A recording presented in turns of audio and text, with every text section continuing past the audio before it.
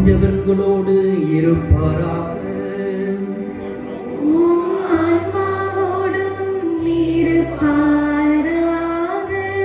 தூய லூக்கா எழுதிய பரிசுத்த நற்செய்தியிலிருந்து வாசகம்.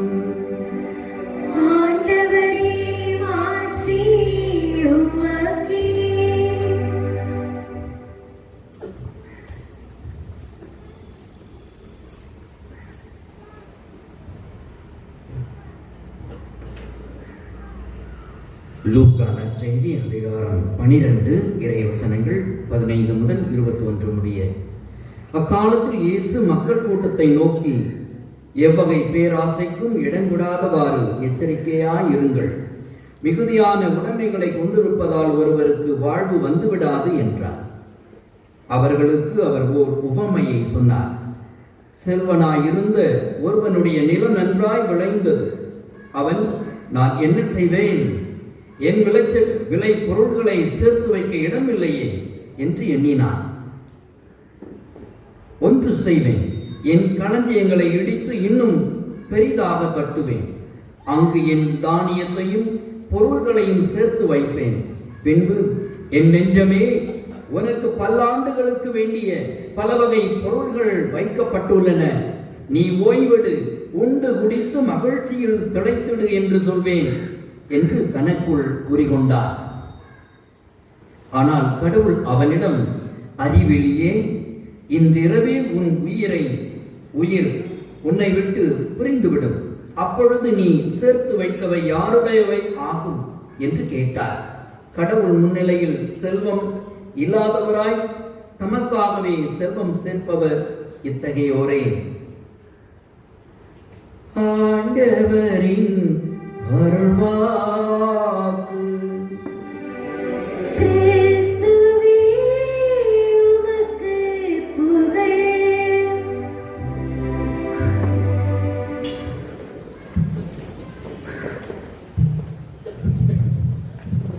கிறிஸ்து இயேசுவில் பிரியமான சகோதர சகோதரிகளே, உலக தமிழர்கள் எல்லாம் ஒன்று கூடி ஒரே குடும்பமாக தை திருநாள் பொங்கல் விழாவை இன்று சிறப்பிக்கின்றார்கள். நாம் அனைவரும் தமிழர்களோடு ஒன்று சேர்ந்து இணக்கமாக ஜாதி, மதம், இனம் எல்லாவற்றையும் கடந்து கலாச்சார ஒரு விழாவாக, பண்பாட்டு விழாவாக, அனைத்து மதத்தினரும் சேர்ந்து கொண்டாடுகின்ற ஒரு விழாவாக இந்த பொங்கல் விழா இருக்கிறது. உலக மக்கள் அனைவருமே கொண்டாடுகின்ற ஒரு விழா. அவரவருடைய கலாச்சார பின்புலத்தின்படி, பண்பாட்டு பின்புலத்தின்படி கொண்டாடுகின்ற விழா நன்றியின் விழா, நன்றியை வெளிப்படுத்தும் விழா.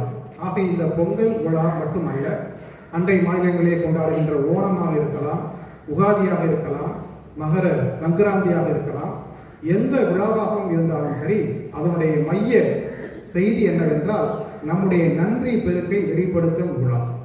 ஏன் அமெரிக்காவிலுமே தேங்க்ஸ் கிவிங் டே என்று ஒரு விழாவாக கொண்டாடப்படுகிறது.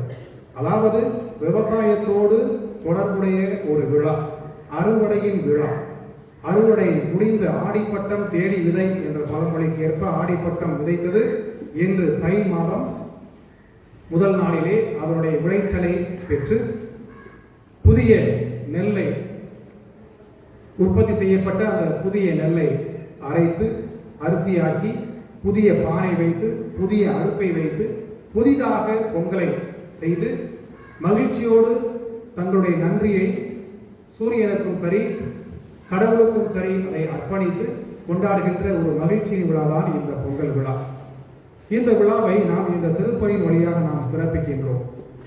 திருப்பலியினுடைய இந்த விவிலியத்தினுடைய பின்னணியிலும் நாம் இந்த விழாவை நாம் பார்க்கலாம். பழைய ஏற்பாட்டிலே இஸ்ராயேல் மக்கள் 2 விழாக்களை விவசாயத்தின் அடிப்படையிலே, விவசாயத்தினுடைய பின்புலத்திலே நன்றியின் விழாவாக 2 விழாக்களை கொண்டாடினார்கள். ஒன்று பழைய ஏற்பாட்டிலே பார்த்தோம் என்றால் ஃபீஸ்ட் ஆஃப் வீக்ஸ், வாரங்களின் விழா.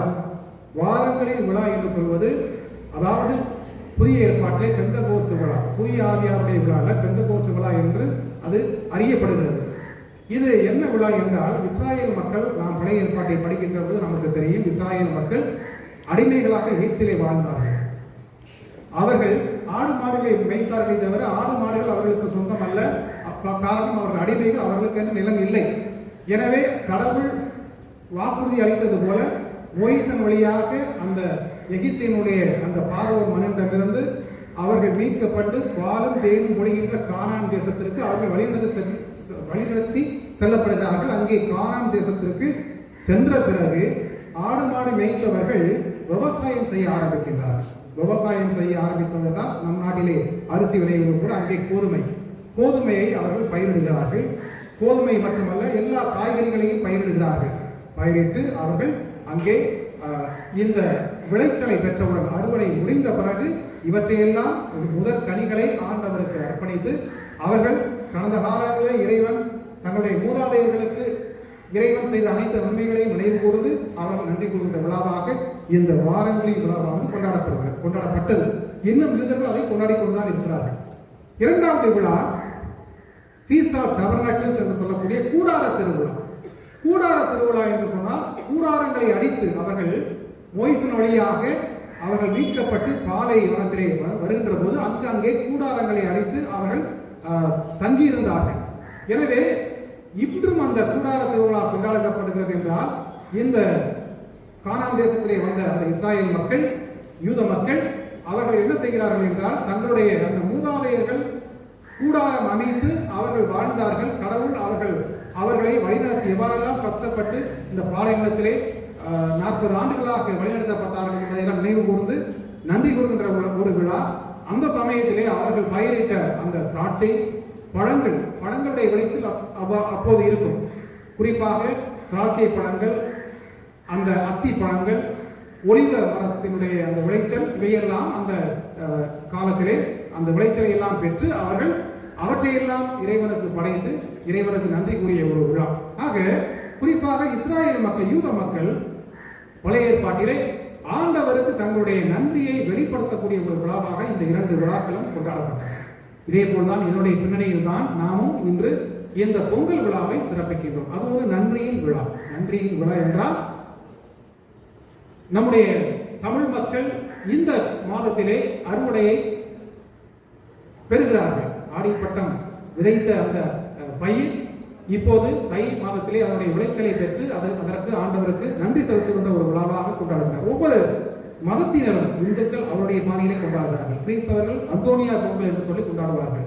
அதே போல முஸ்லிம்கள், அதே போல எல்லா மதத்தினரும் சேர்ந்து இது ஒரு கலாச்சார விழாவாக கொண்டாடுகிறார்கள் என்று சொன்னால் அவரவருடைய மதத்தின் பின்னணியிலே அவரவர்களுடைய மொழியில், முக்கியமாக தமிழர்கள் தமிழ் என்ற கலாச்சாரத்தின் அடிப்படையிலே அவர்களுடைய பாணியிலே கடவுளுக்கு நன்றி செலுத்தி வெளிப்படுத்தக்கூடிய நாள் இந்த நாள். எனவே இந்த விழாவை நாம் இன்று சிறப்பாக கொண்டாடுகின்றோம் என்றால் இந்த நாள் 4 நாட்களாக கொண்டாடப்படும். நேற்றைய தினம் போகி பொங்கல் என்று சொல்கின்ற போது பழைய பொருட்களை எல்லாம் எரித்தது என்பது ஒரு அடையாள சொல். பழைய பொருட்களை எரித்தார்கள் என்று சொன்னால் என்ன அர்த்தம்? நம்முடைய உள்ளத்தில் இருக்கக்கூடிய பழைய தீய கெட்ட தவறான எண்ணங்களையும் எரிக்க வேண்டும். நம்முடைய உள்ளத்தில் இருக்கக்கூடிய தவறான எண்ணங்களை, எதிர்மறை எண்ணங்களையும் எரிக்க வேண்டும். அப்படி என்றால் ஒரு புதிய எண்ணங்களை, நேற்றைய தினம் பழைய பொருட்களை எரித்த நாம் இன்று பழைய எண்ணங்கள் அல்லது தவறான எண்ணங்கள், பாவ எண்ணங்கள், தீய எண்ணங்கள் இவற்றையெல்லாம் எரித்துவிட்டு இன்று நம்முடைய உள்ளத்திலே புதிய எண்ணங்களை, புதிய சிந்தனைகளை, புதிய விஷயங்களை நாம் உள்வாங்க வேண்டும், நம்முடைய உள்ளத்திலே கொள்ள வேண்டும். அதைத்தான் இது இந்த போகி பண்டிகையும் சரி, இந்த பொங்கல் விழாவும் நமக்கு கொடுக்கக்கூடிய ஒரு செய்தி. எனவே நம்முடைய உள்ளத்திலே புதிய ஒரு எண்ணங்கள், நேர்மறையான எண்ணங்கள் பொங்க வேண்டும். அதான் இந்த பொங்கல் விழா நமக்கு கொடுக்கக்கூடிய செய்தி. எனவே நாம் ஆண்டவருக்கு நன்றி செலுத்துகின்ற அந்த நாளிலே நம்முடைய அந்த வாழ்வு புதிய ஒரு வாழ்வாக, புத்து உணர்வு கொள்ளக்கூடிய வாழ்வாக இருக்கிற இந்த புதிய பானை, புதிய அரிசி, அதே போல புதிய அடுப்பு, இது எல்லாம் நமக்கு உணர்த்தக்கூடிய செய்தி. நம்முடைய வாழ்வும் புத்துணர்வு பெற வேண்டும், புதிய வாழ்வாக மாற வேண்டும். அதே போல்தான் அடுத்த நாளைய தினம் மாட்டுப் பொங்கலாக கொண்டாடப்படுகிறது. எனவே நம்முடைய விவசாயத்துக்கு உறுதுணையாக இருந்த அல்லது நமக்கு உணவு உற்பத்திக்கு உதவியாக இருந்த இந்த மாடுகளை நினைவு கூர்ந்து அவைகளும் மதிக்கப்படுகின்றன, அவைகளும் கொண்டாடப்படுகின்றன. நல்ல நாளை தினம் பார்த்தீங்கன்னா கிராமப்புறங்களிலே மாடுகளை புலியாட்டி அதற்கு கொம்பு சீவி எண்ணெய் தடவி எல்லாம் வர்ணங்கள் தீட்டி அந்த மாடுகளை அணி சேர்ப்பார்கள், அழகுபடுத்துவார்கள்.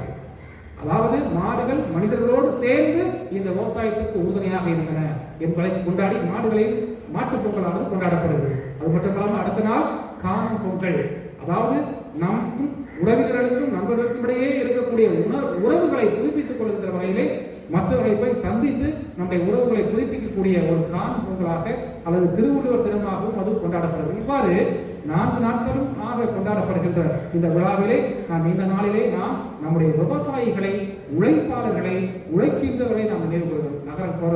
நகரப்புறங்களில் இருக்கின்ற நாம் அனைவரும் இந்த விவசாயத்தை செய்வது கிடையாது. ஆனால் கிராமப்புறங்களில் இருக்கக்கூடிய விவசாயிகளை நாம் நினைவு கூற வேண்டும்.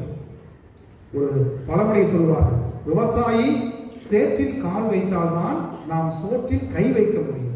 விவசாயி சேற்றில் கால் வைத்தால்தான் நாம் சோற்றில் கை வைக்க முடியும். எனவே அவர்கள் படுகின்ற அந்த கஷ்டங்கள், அவருடைய உழைப்பு, அவர்களுக்கு சில நேரங்களிலே விவசாயிகளுக்கு அநீதி இழைக்கப்படுகிறது. அவையெல்லாம் இல்லாமல் அவர்களுக்கு நீதி இழைக்கப்பட்டு நல்ல முறையில் அவருடைய வாழ்வு செழுமையாக இருக்க வேண்டும். அவர்கள் வாழ்ந்தால்தான் நமக்கு சாப்பாடு கிடைக்கும், நமக்கு உணவு கிடைக்கும்.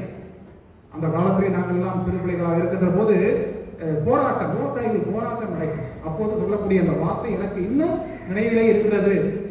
விவசாயி யாருடா? சோறு போடுற கொப்பண்டா. அதுக்கு பதில் சொல்லுவது, விவசாயி யாரடா? சோறு போடுற கொப்பண்டா. ஆமா, விவசாயியா நமக்கெல்லாம் சோறு போடுபவர்கள். எனவே நாம் இன்னைக்கு சாப்பாடு சாப்பிடுவோம் என்று சொன்னால் அவருடைய உழைப்பு, அவருடைய நெற்றி வியர்வை நிலத்தில் விழுந்து பாடுபட்டு அவர்கள் உழைத்து கொடுக்கக்கூடியதுதான். எனவே அவர்களுக்காக கிராமப்புறங்களிலே இருக்கக்கூடிய, தமிழ்நாட்டில் மட்டுமல்ல எல்லா இடங்களிலும் எல்லா மாநிலங்களிலும் இருக்கக்கூடிய அந்த உழைப்பாளர்கள், விவசாயிகள், அவர்களுக்காக நாம் சிறப்பாக இந்த நாளிலே தெரிவிக்க வேண்டும். எனவே இந்த பொங்கல் விழாவை கொண்டாடக்கூடிய நாளில் நாமும் மற்றவர்களோடு சேர்ந்து, அனைவரோடும் சேர்ந்து கடவுள் நமக்கு செய்த, குறிப்பாக இந்த விவசாயத்தை கொடுப்பதற்காக, விவசாயத்தின் மூலமாக நமக்கு உணவு கொடுப்பதற்காக கடவுளுக்கு நன்றி செலுத்துவோம்.